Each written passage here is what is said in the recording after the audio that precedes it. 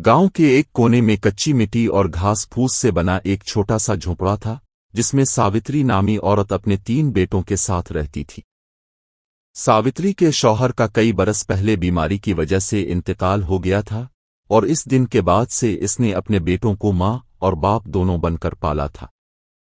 सुबह से शाम तक वो खेतों में मजदूरी करती, दूसरों के घरों में बर्तन धोती और बदले में मिलने वाले चंद दाने और थोड़े से पैसों से अपने बच्चों को पाला।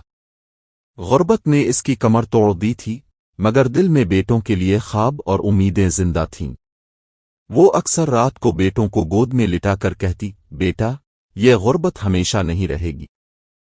तुम सब मेहनत करोगे, पढ़ोगे, और एक दिन हमारे घर की तारीकी रोशनी में बदल जाएगी। तीनों बेटे अपनी अपनी फितरत में अलग थे।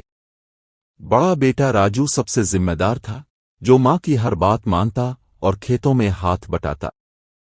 दरमियाना बेटा सूरज शरारती तो था, मगर पढ़ाई में बहुत ज़हीन। जबकि सबसे छोटा मोहन अभी खेल कूद और मां की गोद में ही खुश था। तीनों की मासूमियत और मां की कुर्बानी ने इस घर को कायम रखा था।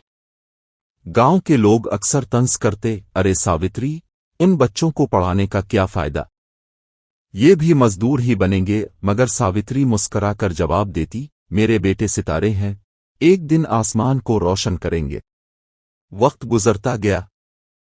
सावित्री ने अपना नवाला छुपाकर बेटों को खिलाया, पुराने कपड़े पहनकर भी बेटों के लिए अच्छे कपड़े जमा किए, भूखी रही मगर बच्चों को कभी भूखा ना सोने दिया। राजू ये सब देखकर और भी जिम्मेदार बन गया। वो सुबह मजदूरी पर जाता और शाम को मां के लिए लकड़ियां और अनाज लेकर आता। सूरज की जहानत इतनी बढ़ गई कि उस्ताद भी कहने लगे, ये लड़का एक दिन बड़ा नाम कमाएगा। मोहन की मासूम बातें और खेल कूद मां के चेहरे पर मुस्कुराहट ले आते। सावित्री की आंखों में एक ही ख्वाब था, इसके बेटे इज्जतदार इंसान बने। वो अक्सर नसीहत करती, बेटा, इंसान के पास चाहे कितना ही पैसा हो, अगर दिल साफ ना हो तो सब फजूल है। याद रखो, माँ बाप की इज्जत और दूसरों की मदद ही असल दौलत है। तीनों बेटे माँ की बातों को दिल से सुनते और अमल करने की कोशिश करते। एक साल गांव में कहत पड़ गया। खेत सूख गए, रोजगार बंद हो गया, घरों में खाने को दाना तक ना रहा। इस मुश्किल घड़ी में सावित्री ने बेटों को समझाया, बेटा, मुश्किल वक्त आए तो घबराना नहीं। मेहनत और ईमानदारी से हर मुश्किल आसान हो जाती है। तीनों बेटों ने मां की बात दिल में बिठा ली। राजू ने मजदूरी बढ़ाई, सूरज ने गांव के बच्चों को पढ़ाना शुरू किया, और छोटा मोहन भी छोटे मोटे काम करने लगा। ये देखकर मां को फख्र हुआ कि इसके बेटे मुश्किल वक्त में हिम्मत नहीं हारे। कहत के दिनों की सख्तियां आहिस्ता आहिस्ता खत्म हुई, मगर उसने तीनों बेटों को बहुत कुछ सिखा दिया। वो समझ गए कि इत्तेहाद और मेहनत से हर मुश्किल आसान बनाई जा सकती है। सूरज ने तालीम में कमाल दिखाया और शहर जाकर स्कॉलरशिप हासिल की।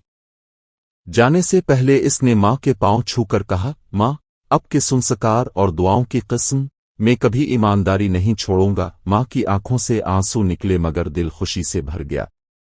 राजू गांव में ही रहा और खेती बाड़ी का जिम्मा संभाला।